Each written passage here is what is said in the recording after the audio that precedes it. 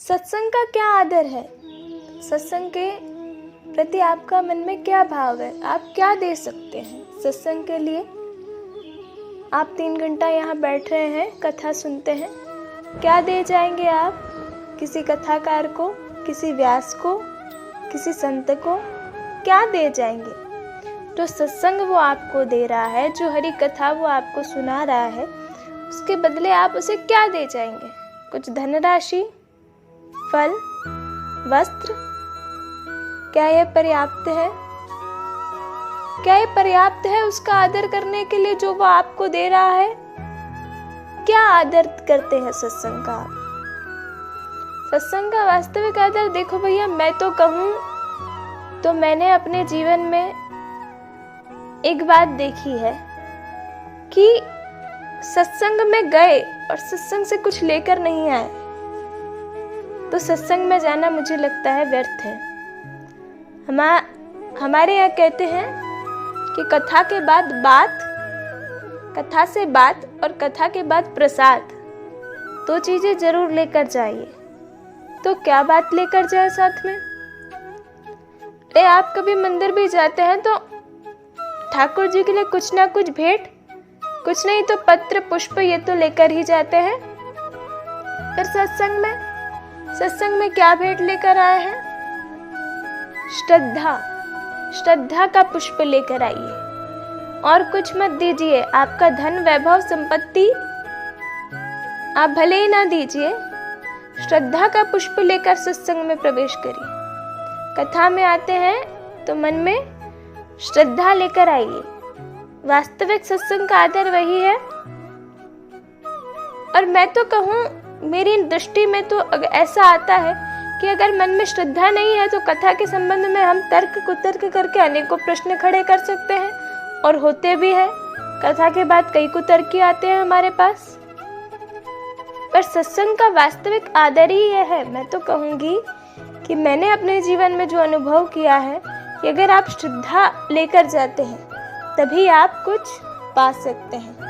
गलत नहीं कहा है कि श्रद्धावान लभते ज्ञानम।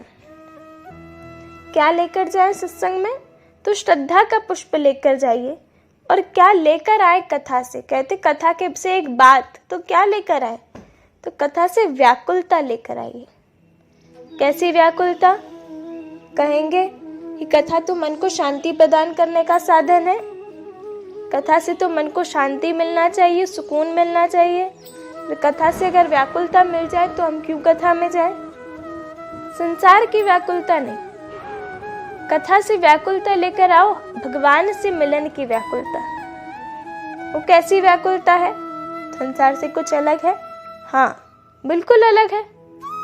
और भक्त वही है जिसके मन में हर क्षण व्याकुलता बनी हुई है। किसकी व्याकुलता? उनसे मिलने की।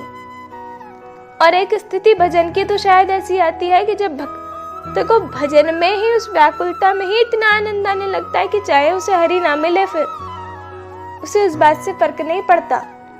वो उनको पाने की चाह में ही दिन रात खुश है, वो दिन रात मस्त है।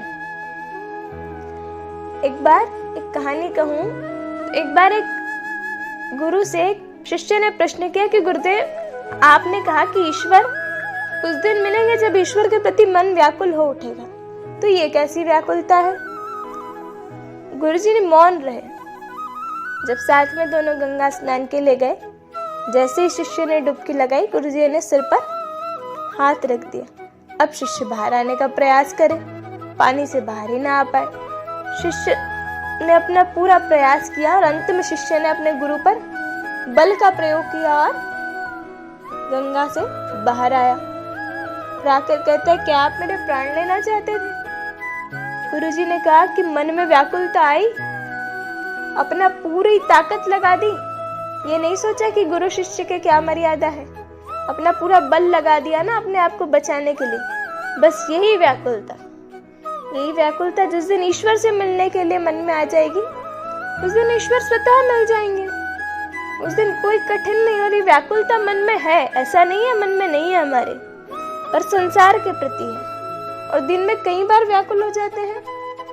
बच्चा घर देरी से आए तो माँ व्याकुल हो जाती है, पति जी देरी से आए तो पत्नियां व्याकुल हो जाती हैं।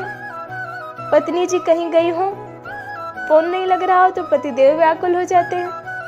बस इसी व्याकुलता को मोड़ना है ईश्वर की तरफ। तो ईश्वर का मिलना बड़ा सहज सा है। तो सत्संग में आए और सत्संग से अगर आप ये व्याकुलता नहीं लेकर गए तो क्या अर्थ रहा सत्संग में आने का? क्योंकि सत्संग का काम ही ईश्वर से परिचय करवाने का है। सत्संग की परिणति तो ईश्वर तक पहुंचना ही है। तो सत्संग का वास्तविक आदर मैं कहूँ तो यही है मेरी दृष्टि में, तो जितना मुझे समझ पाता है कि सत्संग में आए तो श्रद्धा लेकर आए और सत्संग से जाए तो ईश्वर के प्रति, ईश्वर से मिलन के प्रति, ईश्वर के दर्शन के प्रति मन में व्याकुलता लेकर जाए, तो ही सत्संग का आप वास्तविक आदर कर रहे हैं। वरना आप कुछ धन या सांसारिक किसी वस्तु को देखकर आप समझते हैं हमने ये सुना, इसके बदले ये चुका दिया, तो वो व्यर्थ है। सत्संग का वास्तविक आदर सत्संग के प्रति श्रद्धा है।